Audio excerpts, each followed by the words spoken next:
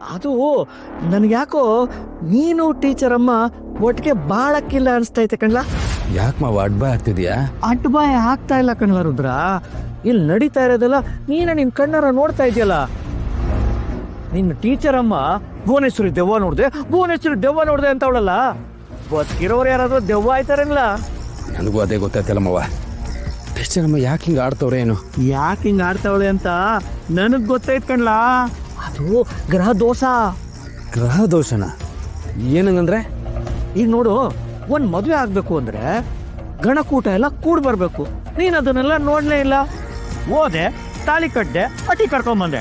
ಈ ತೊಂದ್ರೆ ಎಲ್ಲ ಅದರಿಂದಾನೇ ಆಯ್ತಾ ಇರೋದು. ಹಂಗಂತೀಯ? ಹೂ ಕಣ್ಲಾ. ಗಣಕೂಟ ಹೊಂದಾಣಿಕೆ ಆಗದೆ ಮದುವೆ ಏನಾರು ಆಗ್ಬಿಟ್ರೆ ಈ ರಾಹು ಕೇತು ಶನಿ ಎಲ್ಲ ಗ್ರಹಗಳು ಒಟ್ಟಿಗೆ ಅಟ್ಕಾಯಿಸ್ಕೊಂಡ್ಬಿಡ್ತೆ. ಹೌದಾ? ಹೂ ಕಣ್ಲಾ. ಈ ರಾಹು ಕೇತು ಒಂದ್ಸಲ ಎಗ್ಲೇರ್ಬಿಟ್ರೆ ಮನ್ಸ ತಿಕ್ಲಿಡ್ದು ಬೀದಿ ಬೀದಿ ತಿರ್ಗಕಂಟ ಬಿಡಕ್ಕಿಲ್ಲ. ಈ ಚರಮ್ಮನು ಅಷ್ಟೇ ಹೆಂಗೆಂಗೋ ಆಡ್ತಾವಳಲ್ಲ. ಅದಕ್ಕೆಲ್ಲ ಇದೇ ಕಾರಣ. ಇದಕ್ಕೆ ಏನಾರೋ ಪರಿಹಾರ ಮಾಡಿಸ್ಬೇಕಣ್ಲ. ಇಲ್ಲ ಅಂದ್ರೆ ಸತ್ತೋಯ್ತಾಳೆ ಅಷ್ಟೇ. ಮಾವ